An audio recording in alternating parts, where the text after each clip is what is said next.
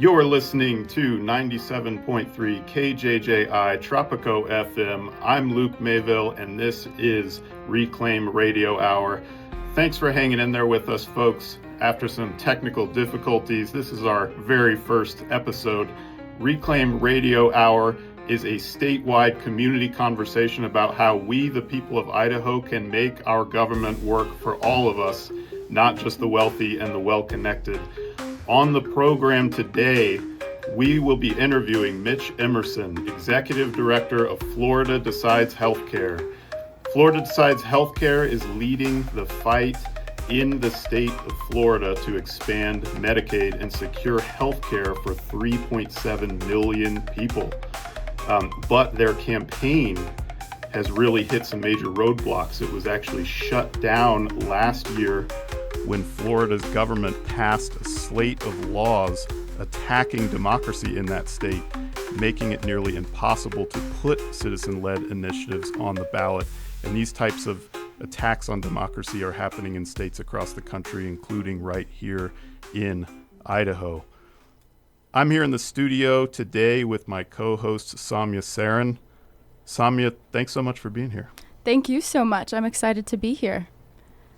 Well, let me just start by giving our listeners a little more information on what Reclaim Radio Hour is. Far too often, Idaho's government has been out of touch with the majority of people in our state. To give just a few examples, our public education system. When it comes to public education and support for public schools, the vast majority of people in Idaho, in survey after survey, say that they support public education, and yet our legislature continues to fail to fund public education. We remain at or near dead last out of 50 states in basic funding for public schools. On the issue of healthcare, similarly, the people of Idaho overwhelmingly want their fellow Idahoans to get basic healthcare coverage. We know that because back in 2018, there was a ballot initiative on the ballot to expand Idaho's Medicaid program, and Idahoans voted for it with 61% of the vote. And just to give one more example, when it comes to basic issues for working families, the vast majority of people in Idaho believe in hard work. They want working families to have a chance to get ahead. But year after year, when we watch what our legislature is doing in the Capitol, we see that they do very little for working families, and instead they just give tax break after tax break to large corporations, to the wealthiest people in our state. So Reclaim Radio Hour is a place for us to talk about this gap between what the majority of the people of Idaho want from their government and what they're actually getting from their government. And even more importantly, it's a place for us to figure out what we, as the people of this state, can do about it. What can we do to change things for the better? Today, we're going to be focusing on a really important topic, the ballot initiative process. Over the course of our history, in 24 states in our country, including right here in Idaho, citizens have been able to use the ballot initiative process to take action on critical issues when their own elected officials refuse to act. When we believe a reform is necessary, and when our elected leaders refuse to take action, we can start a petition, we can collect the necessary number of signatures, and we can put a reform directly on the ballot so that the people of Idaho get to decide on the issue on Election Day. We've had this right to citizen initiative, what some people call direct democracy, ever since the year 1912. And over the last century, we have had a proud tradition of reform using the ballot initiative process. Let me give you just a few examples. Way back in 1938, the people established the Department of Fish and Game through the ballot initiative process.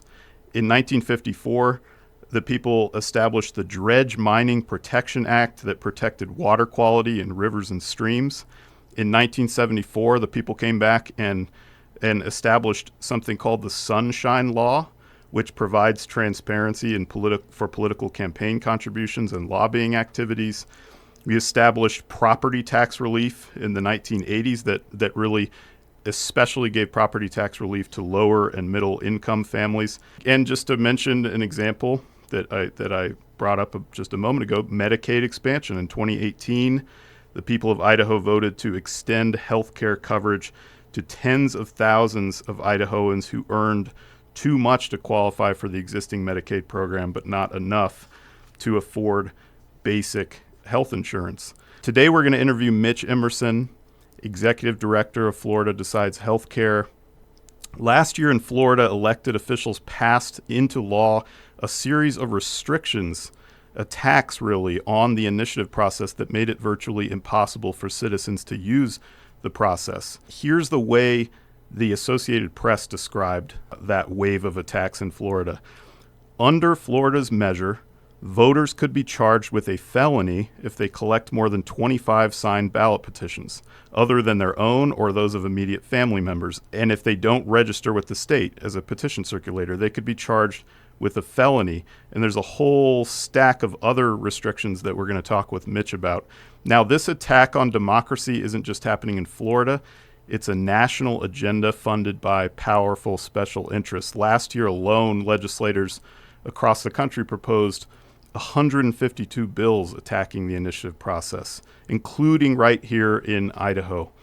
In Florida last year, one of the initiatives that was shut down by these laws was their attempt to expand Medicaid. And they're really following states across the country, including here in Idaho, where we, back in 2018, passed Medicaid expansion.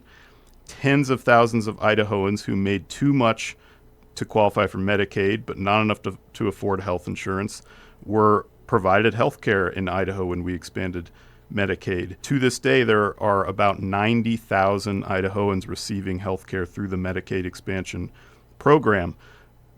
Florida has not expanded Medicaid, and that means that 3.7 million people there are living without health care who could have benefited from Medicaid expansion, and they could have the opportunity to get Medicaid expansion right now, if not for these anti-initiative, anti-democracy laws that have been passed.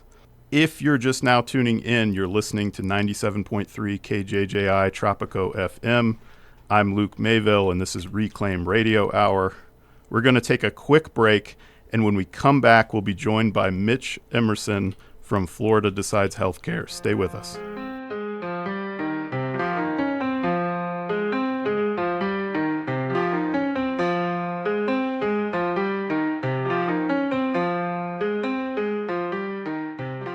You are listening to 97.3 KJJI Tropico FM.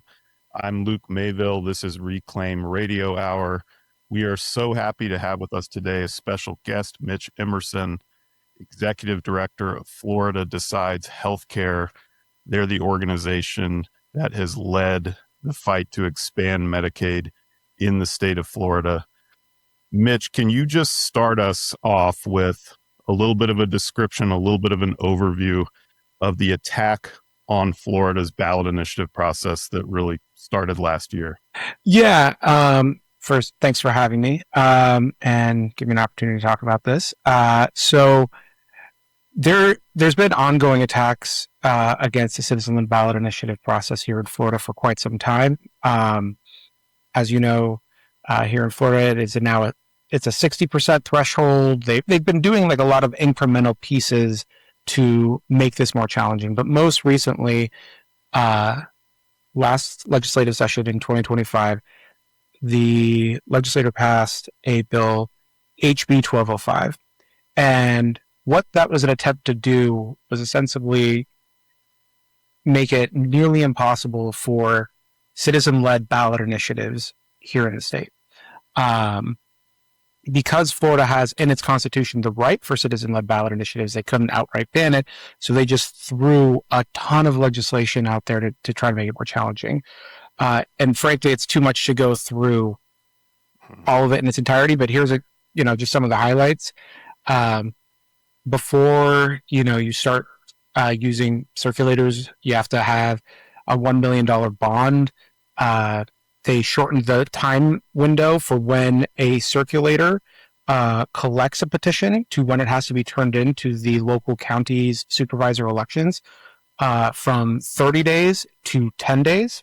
And every day after, if it is late, it is a $50 fine for each day. So obviously, one minor mistake could cost thousands and tens of thousands of dollars. There's in Florida, we're, to my knowledge, the only state that has verification fees for each petition that is collected. You have to pay, if you are using paid circulators, there's always been a verification fee.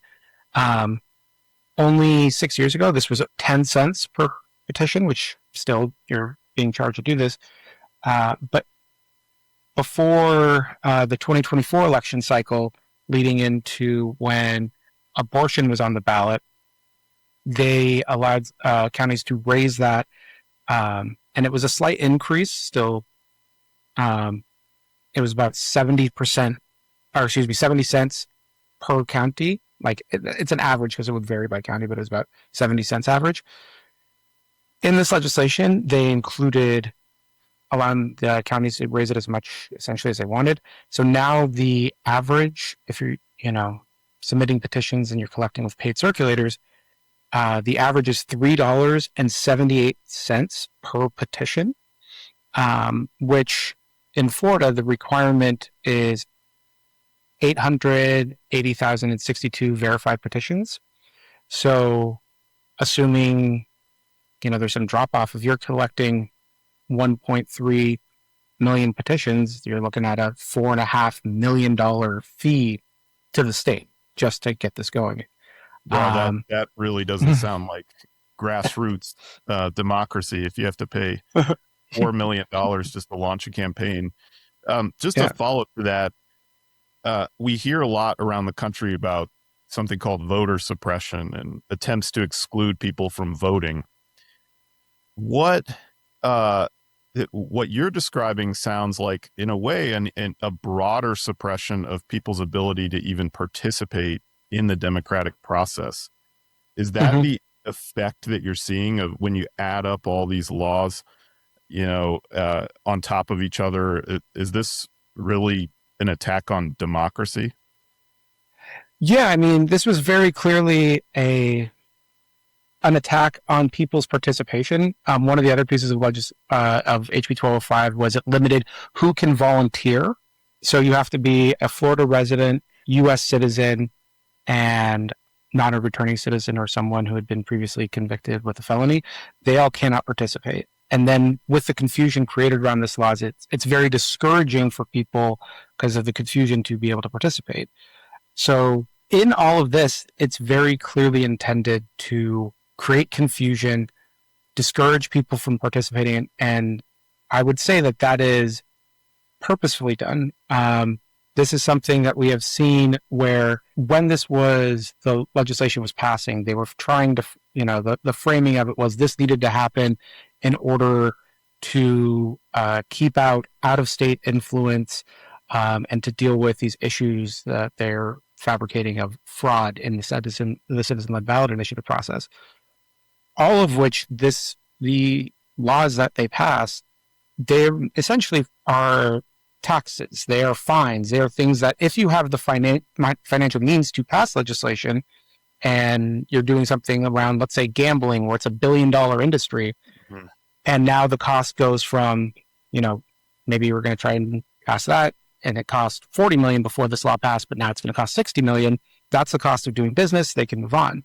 For something like Medicaid expansion, which is a citizen-led ballot initiative and something that the people desperately want, that those increases are completely disqualifying. It's, in this instance, we actually had a situation where this was the 2025 and going into the 2026 cycle was the first time in over a decade that not a single citizen-led ballot initiative passed and qualified to get on the ballot. So it didn't even qualify. There will be no citizen-led ballot initiative. I understand reading about it that when Florida's elected leaders passed these anti-ballot initiative laws, they didn't keep it a secret what their goals were. They were pretty vocal about what they intended to do, and they talked about, some of the effects that they wanted. Can you speak to that? Yeah, I mean, as an example, the Attorney General, when it was official that no citizen-led ballot initiative passed, he posted on Twitter bragging about like HB 1205. This works. See, like, oh no, this is what their intentions were, right? To take the process away from citizenship, from the actual residents of Florida. One of the things we learned, because we filed a lawsuit and were pushing back against the state for this legislation, this is something that we are seeing across the country, and it's very understood in political science, where legislators want to concentrate power with themselves, right? They want to make sure that any laws that are passed are being concentrated within the legislators in the Capitol. And especially if you're a state like Florida or many other states in the country where you have one party control. One party controls the executive, one party controls the legislative, one party might, also ostensibly control the judicial. And the only check on that sort of, total collection of power is things like citizen-led ballot initiatives. It is the people saying, here, whatever the issue is, this is something that is widely popular, but for political reasons is not moving through the legislator. But here's how we can be a check on that and move the ball forward. And when they do these sort of things, it is very openly their intention to try to remove that from people. And when they passed these anti-ballot initiative laws in Florida, there were a whole bunch, I think it was 22 different initiatives that were at least proposed, and none of them made the ballot. And as you're saying, some of the officials were actually openly kind of gloating about that. One of those initiatives was your first attempt to get Medicaid expansion on the ballot. In a minute, we're going to come back and talk about some of the great work you're doing now to keep that fight alive. But one of those initiatives that was shut down by the passage of these laws initially was Medicaid expansion. Can you speak to the popularity of Medicaid expansion in Florida? Is it popular with voters? Is it popular even across lines of political party? So yes, 100%. This is a situation where it is, again, broadly popular across political spectrum. The most recent poll we had was 71% support. And again, 87% among Democrats, 67% among independents, and 52% among Republicans, including, it's a 50% among people who are 3 out of 3 Trump voters, right? Like, this is something that everyone wants because Florida is in such a healthcare crisis. We can go down that road, but it is absolutely in a healthcare crisis. We're in an affordability crisis, and people are aware that this is something that can address all of these needs. So it's not a partisan issue, but because of the partisanship and the political games that happen in state capitals, they're not moving it forward legislatively. So ballot initiatives is our opportunity to do something about it. And they are continuing to try to shut this down. But this is something that is consistently polls in the high 60s, mid 70s.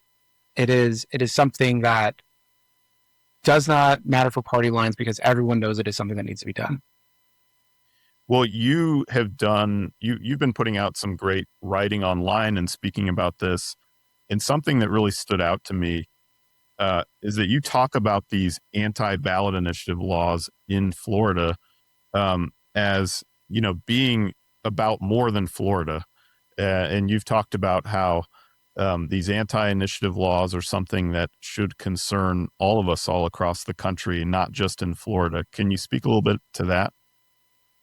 Yeah, I mean, if you look at recent history of how a lot of not just anti-ballot initiative laws, but some anti-small d democratic legislation and regressive organizational strategies have spread across the country. Many of them start in Florida or in other one-party controlled states, but especially in Florida. If you look at like stand your ground laws, if you started here in Florida. If you look at Moms for Liberty taking over school boards, that started here in Florida. And the fact is, when people around the country see these things happening, they oftentimes think of it as that is that state's issue. Oh, that's a silly thing that's happening in this particular state. But the fact is, when these things happen in Florida, it's not a one-off. It is a test case that if this is standing up and is successful in, repressing democracy here in Florida, it then spreads quickly across the country. So ignoring these sort of things is sort of at your own peril, because this is what starts here does not stay here. Mm-hmm. Well, we've been talking about the ballot initiative process and really more broadly about democracy. And the other theme we're talking about is healthcare. The fact that 3.7 million people in Florida stand to gain who are currently, not able to access healthcare or adequate healthcare. These two themes, healthcare and democracy, I understand that you, Mitch, have a personal story about how, healthcare and democracy interact and how they've impacted your personal life. Can you tell us a little bit about your story? Sure. Yeah. I mean, for me, I've talked a little bit about this publicly, but, I started on this campaign for Medicaid expansion because when I was young, my cousin was diagnosed with a brain tumor at the age of 2. Essentially, as a family, we were all very close. We lived in a multi-generational home, and we all tried to come together. This was something where many Americans can relate to experiencing the healthcare crisis and the financial burden of this. And to make a long story short, when Ashley, my cousin, was 3, she passed. As soon as, essentially, when the money ran out, we could not continue with her treatment. And so that's what motivated me to initially just get into the political process and seeing systematic failures and trying to make sure that no one else has to deal with this. So when I joined this campaign, I was joining with the idea of focusing on healthcare, getting something that people want to them, expanding Medicaid access. Right now in Florida, we have a situation where if you are a single individual, you do not qualify for Medicaid unless you have a disability. It doesn't matter what your financial situation is. If you're an unhoused person, you do not qualify for Medicaid as a single individual. If you're a single mother of 2, you can only make $7,067 a year and still qualify for Medicaid. Medicaid expansion would raise that up to over $36,000, almost $37,000 a year. So, it gives people the opportunity to engage and try to grow their family and move it forward, and gives people access to the healthcare they need. And so that's what motivated me to get into this. But you find yourself in a situation where, because of these anti-democratic, repressive laws, we did not get into this thinking we were going to have to be defending the right of citizen-led ballot initiatives, but that's where we find ourselves, where I'm, still working to try to pass Medicaid expansion, but also having to work against this voter suppression sort of legislation, and trying to also help educate people around the country of this is coming for you, right? We've already seen some of the things that passed in Florida that are anti-citizen-led ballot initiatives spreading into states like, Montana, Missouri, Ohio. They test them here and then they start spreading, and that's what we're trying to do. Yeah, and with that in mind, we here in Idaho and people all across the country, owe a debt of gratitude to all you're doing in Florida to protect both democracy and access to healthcare, and really fight to expand healthcare. Your story, from your personal story, all the way up to last year, when so many people were denied, an opportunity to vote to expand Medicaid. There's a lot of tragedy in all of this. 3.7 million people could have benefited, but the legislature and governor stepped in, passed these laws, prevented that from happening. So it really is a story of tragedy, but at the same time, I want to give you a chance to speak a little bit to what you're doing now, because it's also a hopeful story, because you all have not given up. You're doing everything you can to work around these laws while also challenging these laws. Could you tell us a little bit about what you're doing and how people listening can help, whether they live in Florida or not? Yeah, thanks for the question, because there's a couple of things. First, it is tragic. It should have passed. People should have been able to vote for it. Millions of people will be out without health insurance and face financial ruin or serious health crises because they didn't pass. But all that being said, we are not giving up and have, as is so often the case in a situation like this, necessity is the mother of invention, and we wanted to figure out how we can continue in this. And as such, we've come up with a whole new process, which is having people request the forms online. It's an entirely digital process. You can go to medicaidflorida.org and you just request the petition to be mailed to you. And we mail out some petitions with a return envelope so that people are just filling it out. We're not engaging with the whole legal hurdles that were created by HB 1205. And, when you sign up, we confirm that you're a registered voter. So if someone requests this in another state or whatever, we let them know have to be registered in Florida. However, because it is all digital, it creates an interesting and sort of unique opportunity for people to help in a new way, where if you're, want to help and you want to share information, if you, let's say, have a social media platform and it's something, that doesn't always stay in one state, if you have a following and you're sharing medicaidflorida.org, what happened here and why this is important. It's the state that is the largest Medicaid coverage gap, again, 3.7 million people. Here's how you can help. So you share it on social media, help get the word out. That is incredibly helpful for people to sign up. And additionally, if you are like one of millions of people across the country where you have a relative or a grandparent who lives in Florida and you just text them the link, medicaidflorida.org, they can request it and we can help share it that way. And frankly, it is, very exciting because we are coming up with a whole new strategy that works around these restrictive laws, but also might be a new way of having citizen-led ballot initiatives in the country, because we are figuring out a way for people to do this organically and not, going to the same mass petition collection. So it's very exciting to kind of come up with how we're going to move this forward. It is exciting. Mitch, thank you so much for joining us today. Thanks for all you're doing for the people of Florida. We'll all be watching, rooting for you, helping in every way we can, and also taking inspiration from your story in learning more about how to fight back, both to protect democracy and to expand healthcare. If you're just tuning in now, this is 97.3 KJJI Tropico FM.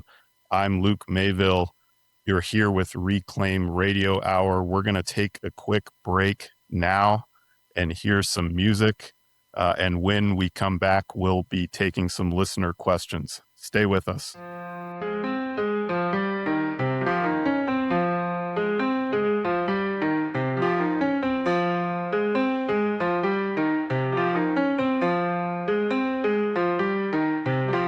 You are listening to 97.3 KJJI Tropico FM. I'm Luke Mayville, and this is Reclaim Radio Hour, a statewide community conversation about what we, the people of Idaho, can do to make government work for all of us, not just the wealthy and the well-connected.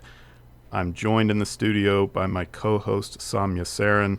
We're going to end the hour by taking some listener questions. Samya, can you pull up some of the questions that have been submitted by listeners around the state? Our first question is from Sam in McCall. Ever since Medicaid expansion passed in a landslide via citizen ballot initiative in Idaho, the legislature has been trying to weaken initiative rights. What is their latest attack, and how should Idahoans defend our fundamental right to make law by ballot initiative? Well, Sam, that's a great question. And here's something that all of our listeners need to know. There is a measure that's going to be on the ballot in Idaho this November that attacks ballot initiative rights, that tries to undermine the ballot initiative process. The measure is called HJR4. It was placed on the ballot by the Idaho legislature during last year's legislative session. The measure would prohibit Idaho citizens from using the initiative process to legalize marijuana or other controlled substances. But here's the thing you need to know. This measure isn't just an attempt to stop marijuana initiatives. It really is an attack on the ballot initiative process itself. It's an attack on the right of Idaho citizens to make their own decisions. Because think about it. If the legislature can take away our right to decide on the marijuana issue, what's to stop them from taking away our right to decide on any other issue, whether it be education policy, healthcare policy, or whatever else? So to answer Sam's question, that's one of the attacks we're facing here in Idaho. It's called HJR4, and it's going to be on the ballot when you vote this coming November. Our next question is from an anonymous listener up in north central Idaho in Idaho County. Whenever I call, write, or email an elected representative, my comment is supposedly recorded or tallied. Why do our elected officials not release basic data on how many constituents have commented for or against proposed legislation or policy? Well, it's great to get a question all the way from up in Idaho County in north central Idaho. People all across the state, especially whether you're listening in not just live on the radio, but through tropico.fm, or if you're listening to the podcast version of this show, you can submit your own listener questions, and we'll talk about that in a moment. To the listener, you are correct that most elected officials do not release any official tally of how many people called or emailed them. So, for example, when elected officials are proposing a bill that would repeal Medicaid expansion and take people's health care away, and you email them and tell them that your family actually benefits from the program and you ask them to vote no on that legislation, they don't publicize a tally. But here's one thing I want to say and just really emphasize. Do not stop emailing them. Don't stop calling them.